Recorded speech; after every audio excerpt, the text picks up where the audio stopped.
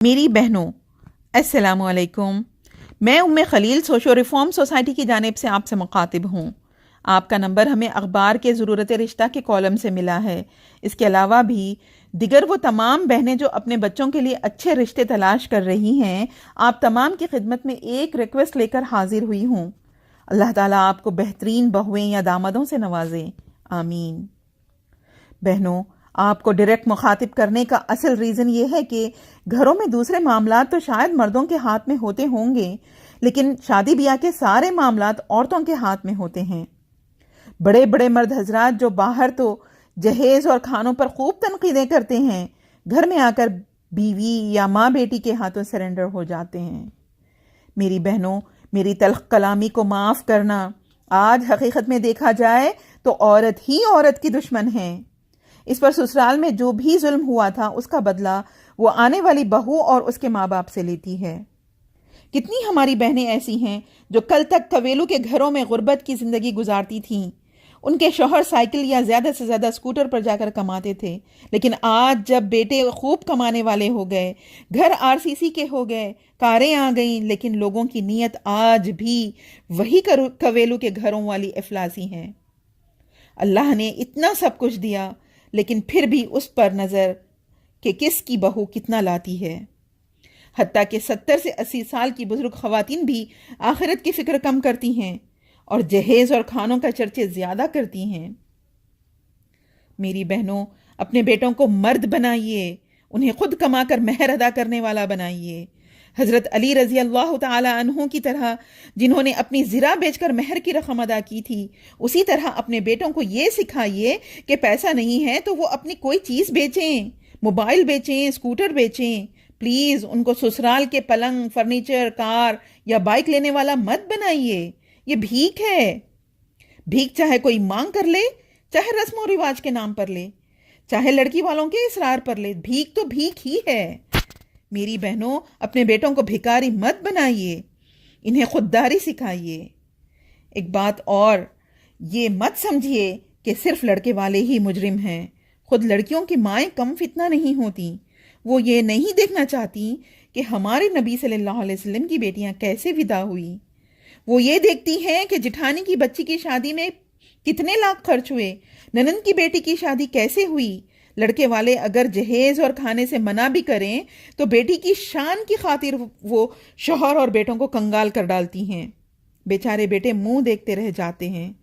سب کچھ لڑکی کی شادی پر خرچ کر دیا جاتا ہے اور یہ لڑکے بجائے بزنس مین بننے کے معمولی کام کرنے پر مجبور ہو جاتے ہیں۔ اور افسوس کی بات تو یہ ہے کہ یہ بیٹے جب خود اپنی شادی کرتے ہیں تو کسی اور کے گھر کو اسی طرح کنگال کر ڈالتے ہیں جس طرح ایک بہنوئی نے ان کے گھر کو کنگال کر ڈالا۔ اس طرح یہ وشیس سائیکل چلتا رہتا ہے اور پوری سوسائٹی غربت اور افلاس، قرضے اور سود کی شکار ہو جاتی ہے۔ بس اتنا یاد رکھیے کہ ہمارے نبی صلی اللہ علیہ وسلم نے اس شادی کو بہترین شادی قرار دیا جو سب سے آسان اور کم خرچ میں ہو۔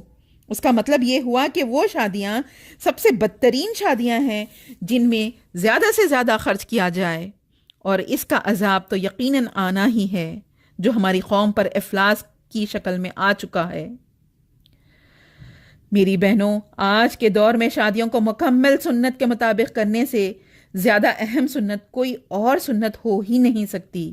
یہ آج کا سب سے بڑا جہاد ہے۔ شادی خانے لے کر منگنی کا کھانا، سانچک کا کھانا، رخصتی کا کھانا اور پھر جہیز، پھر پہلی زچگی کا خرچہ، یہ سب لڑکی والوں سے لینا یہ حرام ہے، کیونکہ یہ رشوت ہے، یہ بھیک ہے، یہ ظلم ہے، یہ بدعات ہے، یہ اسراف ہے، یہ تبذیر ہے، یہ فتنہ ہے، یہ مشرکوں کی نقل ہے، یہ وراثت کے حصوں میں ڈاکہ ہے، یہ لڑکیوں کا سوشل بلیک میل ہے، یہ لڑکیوں کے والدین کا ایموشنل بلیک میل ہے۔ اگر آپ قیامت کے دن اللہ کے نبی صلی اللہ علیہ وسلم کی شفاعت چاہتی ہیں تو جس سنت کو آپ صلی اللہ علیہ وسلم نے میری سنت کہہ کر فرض سے بھی بڑا کر دیا، اس کو مکمل سنت کے مطابق کیجئے۔ اللہ کے نبی صلی اللہ علیہ وسلم اور صحابہ رضی اللہ تعالی عنہما کا طریقہ یہ ہے کہ مسجد میں نکاح ہو، نقد مہر ادا کیا جائے اور اپنے قریبی لوگوں کو ولیمہ کا کھانا کھلا دیا جائے۔ بارات کو جمع کرنا اسلام کا نہیں، مشرکوں کا طریقہ ہے۔ گھروں میں برکت لاکھوں کا مال لانے والی بہو یا لاکھوں کمانے والا داماد سے نہیں آتی، بلکہ برکت صرف اور صرف اللہ کے نبی صلی اللہ علیہ وسلم کے بتائے ہوئے طریقے پر گھر بسانے سے آتی ہے، ورنہ گھر جڑتے نہیں، ٹوٹ جاتے ہیں۔ اب فیصلہ آپ کے ہاتھ میں ہے۔ اتنا سب کچھ معلوم ہو جانے کے بعد بھی لوگ کیا کہیں گے کہ خوف سے وہی نافرمانی آپ بھی کیجئے جو سبھی کر رہے ہیں، یا پھر اللہ اور اس کے رسول صلی اللہ علیہ وسلم کے طریقے کو زندہ کر کے نہ صرف اپنی آخرت بچائیے بلکہ قوم کی غربت و افلاس کو ختم کرنے میں مدد کیجئے۔ اور آخری بات بہنوں، جو مہنگی مہنگی شادیاں ہو رہی ہیں یہ ساری ابو جہل اور ابو لہب کی شادیاں ہیں۔ ان لوگوں کو قرآن نے شیطان کے بھائی کہا ہے جو نئی نئی رسمیں ایجاد کر کے خوب خرچ کرتے ہیں۔ ان کی شادیوں کو اٹینڈ کرنا شیطان کے بھائیوں اور بہنوں کی ہمت افزائی کرنا ہے۔ اب رہے یہ سوالات کہ یہ بائیکاٹ کس طرح کیا جائے۔ کیا شریعت یہ بائیکاٹ کرنے کی اجازت دیتی ہے؟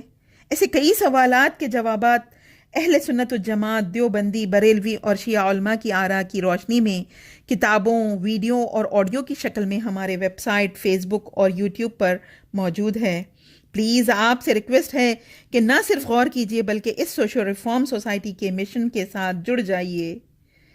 میری بہنوں، جس دن ہم عورتوں نے یہ فیصلہ کر لیا کہ منگنی، جہیز اور کھانوں کی لعنت ہم نے ختم کرنی ہے تو کوئی مرد ہمارا راستہ نہیں روک سکتا انشاءاللہ تعالی۔ وآخر الدعوانا ان الحمد للہ رب العالمین۔